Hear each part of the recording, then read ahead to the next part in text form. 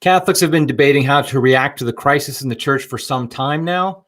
Should we ignore Rome and focus on our family, our parishes, and our communities? Or should we actively resist the scandals and corruptions coming from the Vatican? That's what we're going to talk about today on Crisis Point. Hello, I'm Eric Simmons, your host and editor-in-chief of Crisis Magazine. Okay, so it's a new year, and I am using new software to stream that actually is working. So hopefully somebody out there can hear me, and this is all going great. I will say I discovered, like, literally seconds before I went online, that I didn't have the proper level of access to do a 1080 full high definition stream. So I think this is at 720. I literally didn't know that until I hit go live. So there's that. So that might actually be better, because then you won't see my face quite as clearly, which is probably a good thing. But anyway, okay, so before we really get started here, I want to encourage people to smash that like button, subscribe to the channel. We recently went over 10,000 subscriptions on subscribers on YouTube, and I really appreciate that. Also, you can follow us on social media at Crisis Mag at all the various places. Subscribe to our email newsletter. Just go to crisismagazine.com, and you'll see a place you can do that. Also, our fundraiser's over. Our end-of-year fundraisers. Obviously, it's the beginning of the year, so our end-of-year fundraiser is over. And I just wanted to mention, I want to thank everybody. We topped our goal by a significant amount, and I really do appreciate that.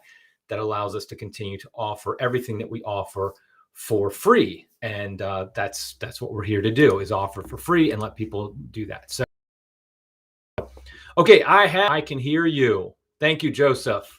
And also, I found I can actually see your comments. That's a good thing as well. So, okay, so we have a new year. Last week, I did a podcast on 2023, talked about why I thought Pope Francis, that was the year he went too far. It was a look back.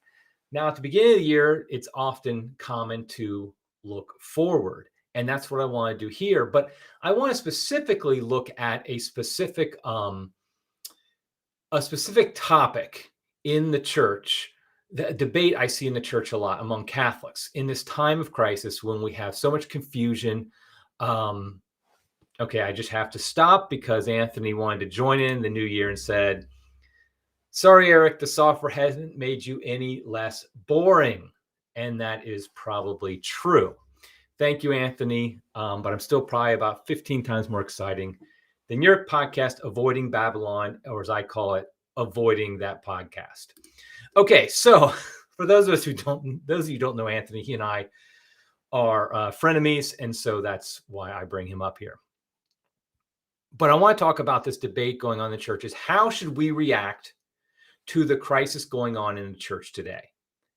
And I see this often on social media. I see this online. I see this in real life as well, more importantly. And there's two kind of extremes that we see for how to react to that, which I'll talk about in a second. But I think what we have to be honest, first of all, and recognize, and that's part of this debate, is it recognizes this, that we live in a time that can cause great anxiety among Catholics. To pretend otherwise is to lie to ourselves, to gaslight others. We live in a time of crisis. We have a pope who is extremely confusing, and that's a charitable interpretation what he does. We have so many church leaders that don't seem to care about spreading the gospel.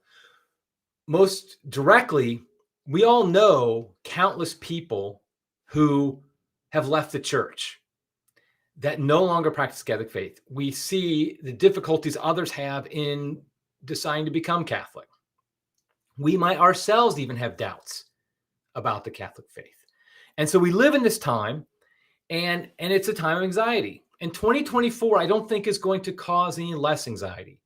I think it's very likely that Pope Francis will not live throughout this entire year just due to his age. We might have a new conclave, so there'll be anxiety about who the next pope's going to be.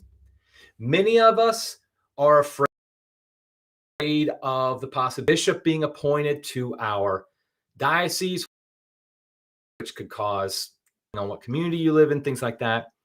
And there's anxiety beyond the church, of course. I mean, the 2024 presidential election in America is a cause for anxiety. Who knows what's going to happen there?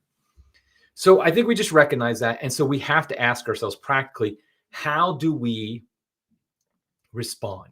And like I said, I think there's two extremes that I think, and when I say extremes, I don't necessarily mean that in a bad way, because I think we live in a time of extremism where extremism is a virtue in many ways. It can be a vice, but it can be a virtue as well. So practically, how do we respond? I think on the one hand, we have basically what I call the off-grid option, where you decide that you are going to, you can't change what's happening and change what's going on in the church. So you focus on the local. You focus on your family. You focus on your community, your parish. And you simply don't worry about all the shenanigans going on in the church. You're not constantly trying to find out what's the latest scandal, how to criticize it. You're not on social media debating these topics. You're working on your personal holiness and building up your local community. We have an article coming out at Crisis pretty soon about living like a medieval peasant. In fact, I chuckled because just today, Timothy Flanders, our friend over at 1 Peter 5, he has an article called The Medieval Peasant Option. And I have an article coming out at Crisis, not by me living like a medieval peasant. We did not coordinate that at all. I had no idea he was going to publish that. He didn't know about mine. But that's basically an idea that you live like a medieval peasant. You just focus on local. You don't care about what's going on in the greater church. That's option one. Option two, on the other extreme, is basically the idea that, no, you need to know what's going on in the church and you need to actively resist it. Because if you let evil escalate, if you let it operate within the church, it has nothing to stop it. And that we are called as disciples of Jesus Christ to fight for the truth, to fight for justice, to help other people understand what's going on in the church, and to fight against those who are actively trying to undermine the faith, even if they are church leaders. We put pressure on them. So that's the other extreme. And so therefore, you have these two options of what's where to go. And I've seen this debate a lot within Catholic circles. I mean, this is something that I think is a real life issue that a lot of us deal with. I know I deal with it. I'll be the first one to admit I deal with it. And so I think it's something we have to recognize. Now, first, what I want to do is I'm going to give kind of the criticisms against each of those options, and then explain why I think what I think is the best path forward. So, criticism of option one, the head in the sand would be the critical way to look at it. The off-grid option, so to speak, is that first of all, Catholics aren't quietists. Quietism was a movement within Protestantism centuries ago that basically was, you are passive about everything going on in the world and you just trust in the Holy Spirit. And because we are called to do things, we're not just called to be passive. And so, here's another criticism, is silence in the face of injustice is itself unjust. If, for example, I see my neighbor's house being broken into and I do nothing about it, I don't call the police, I don't get out my shotgun or anything like that, I just do nothing, I have done my neighbor harm. I have done him wrong. And likewise, if we have friends, family members, loved ones who have left the church or are struggling with what's going on with the church and we do nothing about it, then we've done them a wrong. Also, another point to recognize, another criticism of option one, the off-grid option, is that we might ignore what's going on in the Vatican, but they're not ignoring us. This is particularly true if you are in a Latin Mass community. How many Latin Mass communities have been shut down by what's going on in the Vatican, by the Vatican? In fact, just in the past couple of weeks, I think I saw 6 different Latin Mass communities have been shut down or are getting shut down this month. So even as much as you might want to say, hey, I'm just going to focus on my local community, and I'm going to leave them alone in Rome, they're not going to leave you alone. So doing nothing can have, and you're still going to get touched by it, and you have to deal with that. So this idea you focus on your parish, you might not be able to because your parish might not exist. at least as you know it today. And then, and so essentially the criticism of option one, the off-grid option, is that we simply can't, we're simply connected. We're all connected. And so you can't act like what goes on in Rome has no impact on you and your soul, but also on those you love. So you can't just put your head in the sand. Now, the criticism of option two, the kind of activist option, I guess we could call it, the storm the Vatican gates option, is that it can make us where we easily lose our peace. We easily get to the point where we no longer are able to really have the peace of Jesus Christ, the peace that comes from Jesus Christ. We're always in a state of anxiety.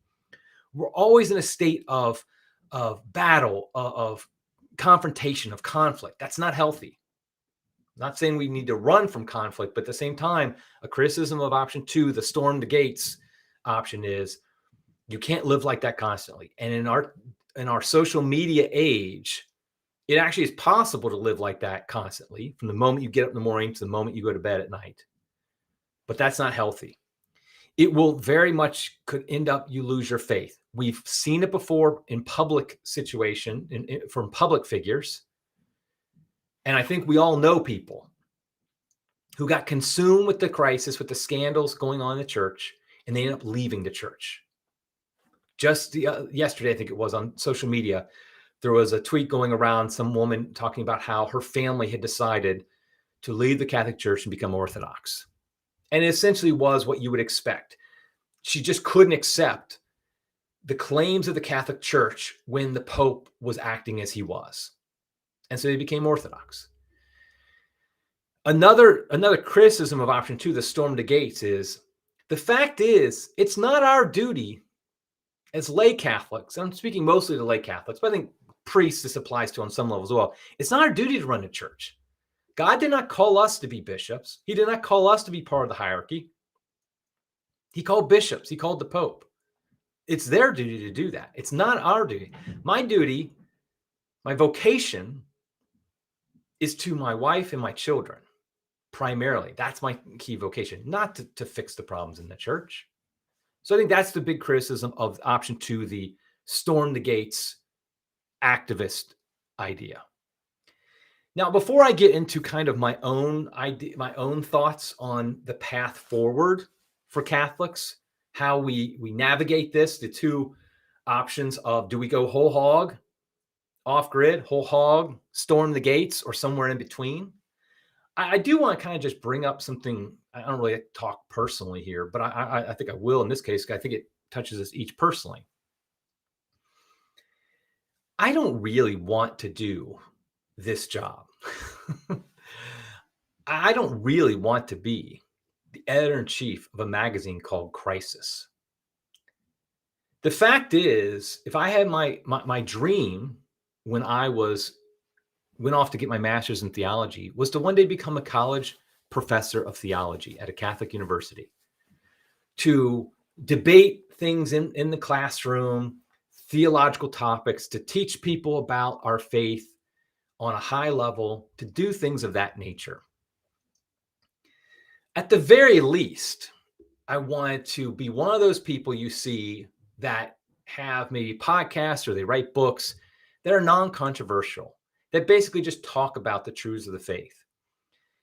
I admire those people, and I think they do worthy, good work. I mean, not maybe all of them, but I think that's something necessary always in the church. If I had my druthers, and I just chose for myself, that's probably what I would want to do. But the fact is, I kind of realized that this is just something that has to be done by somebody. And so if I just simply ignore it and act like, and just assume somebody else is going to do it, then nobody will. Because I do feel like on a certain level, I was called to do this. I got the job of Crisis. I didn't apply for it. They came to me and asked me, do you want to run Crisis? And I wasn't looking for a job. And so in fact, just 3 years ago tomorrow is when I started at Crisis Magazine. It's January 3rd, 2024 right now. But 3 years ago tomorrow is when I started as the editor-in-chief. I did not go looking for it. I did not looking for a job. I was happy what I was doing. Something that God was calling me to. And I just want to make it clear that I understand that there's a need for the crisis in the church, but I understand that a lot of people have no desire to do it, and they don't really, and it's not really an attractive thing to do. And so it's something that some of us have. I feel like somebody has to do it, and I feel like this is something God called me. I hope that he eventually calls me to do something else. I don't want to make it sound like I don't like my job. I actually do. I love what I do. At the same time, though, it's not something that it's something I wish wasn't necessary way to. So what is the path forward? I would say for Catholics, we are all called to stay informed, monitor what's happening, but let it consume. So we in the church and in the world, we stay informed of them, but we don't let it consume us.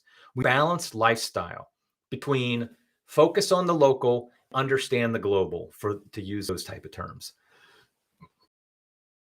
And if we're unsure of how to balance that, we should always lean towards option one, the off-grid option, the staying out of things.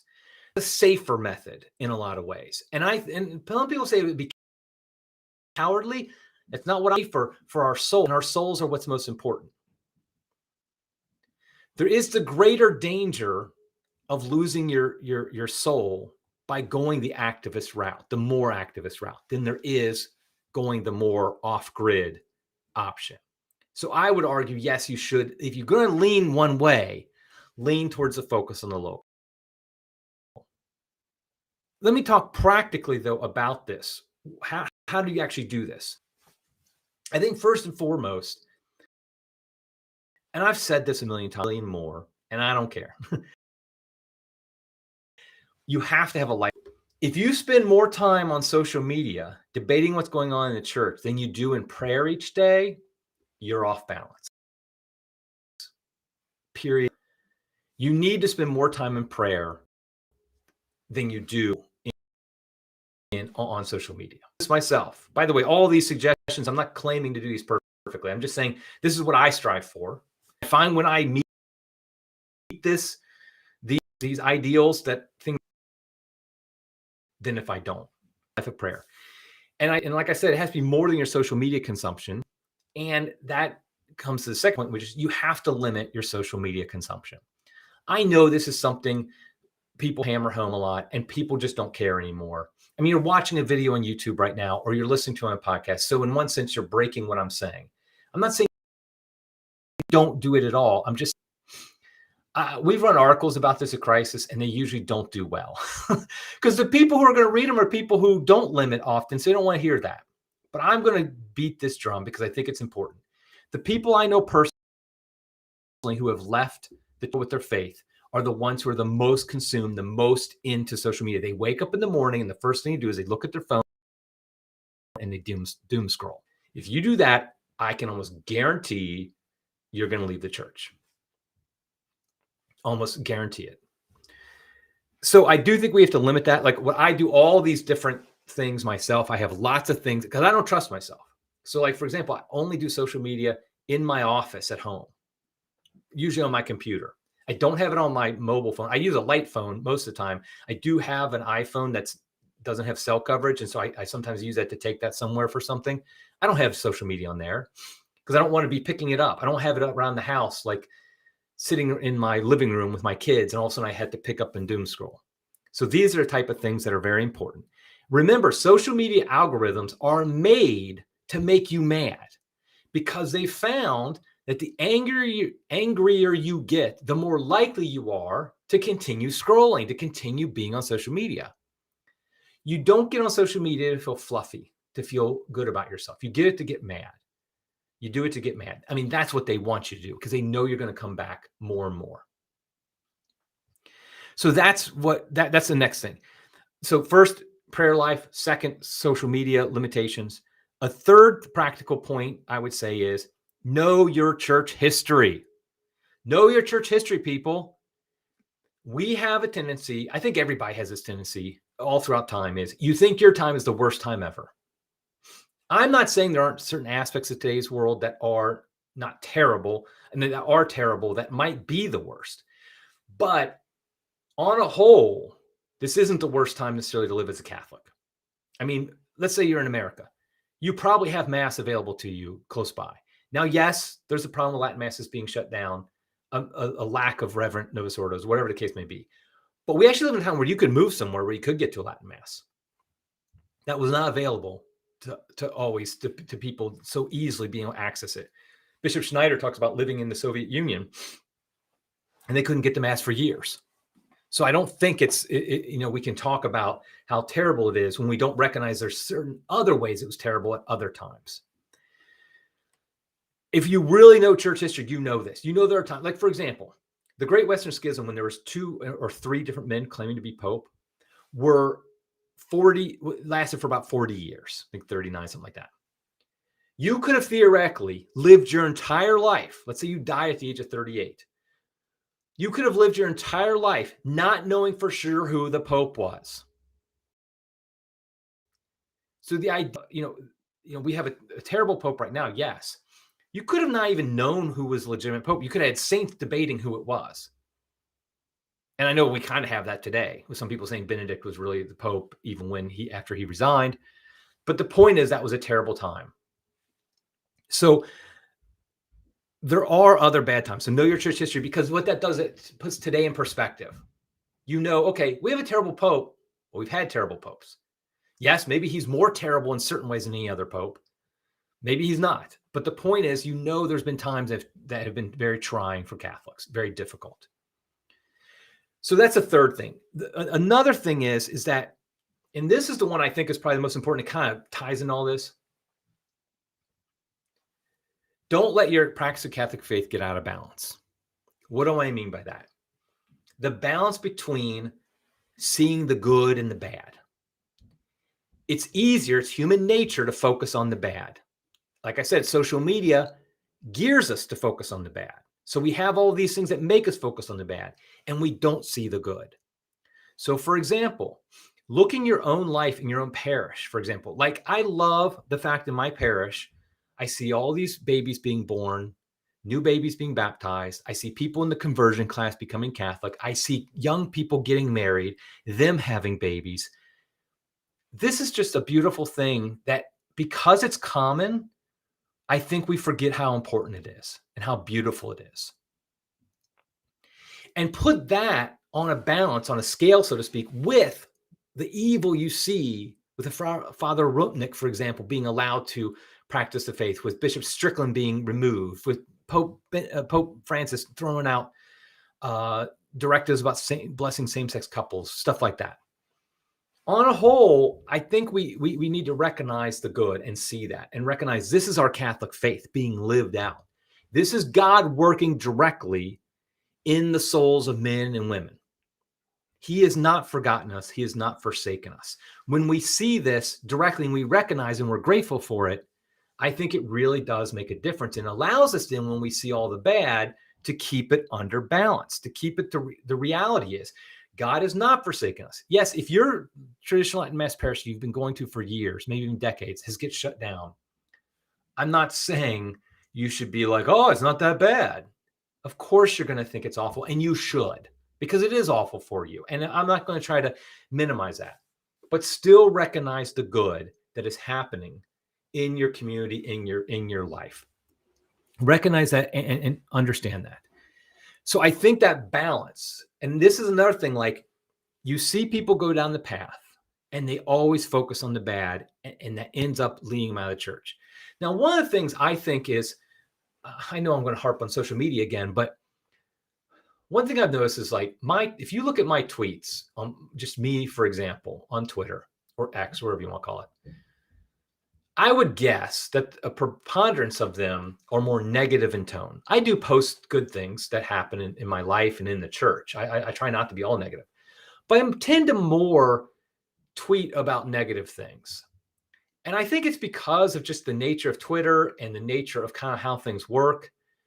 And I think we can't, like, we have to recognize that's just part of reality.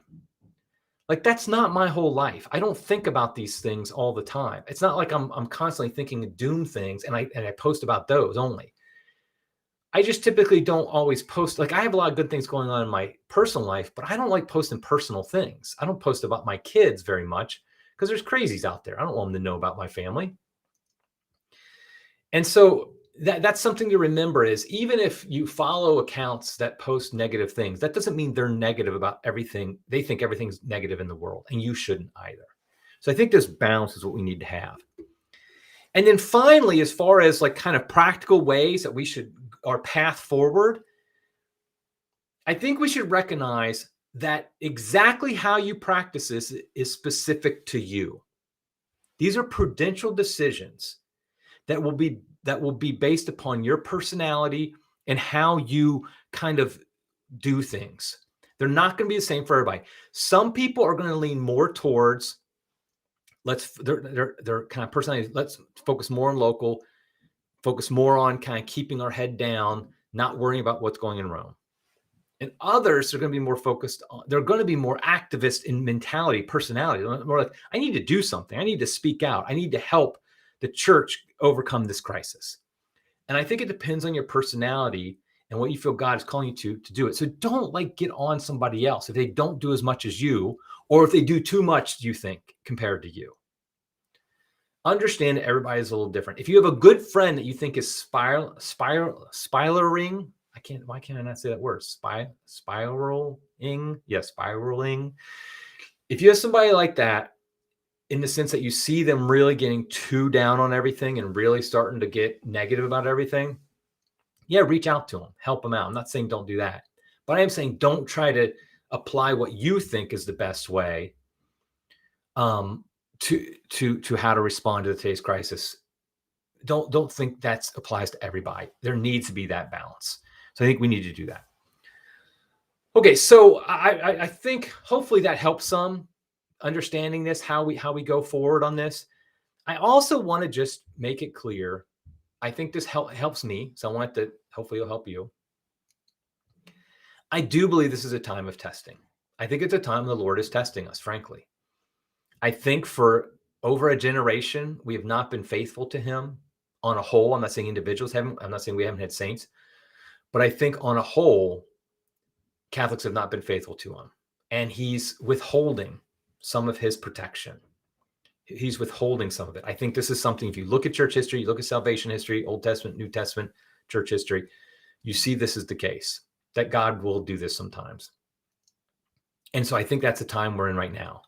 And so it's a time that we are called to greater faithfulness.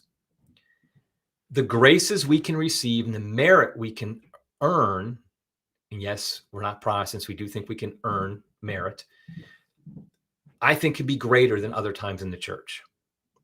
I think it's actually, when it's harder to be a practicing Catholic, it's more grace-filled. And you can earn more merit, which means you can help save more souls.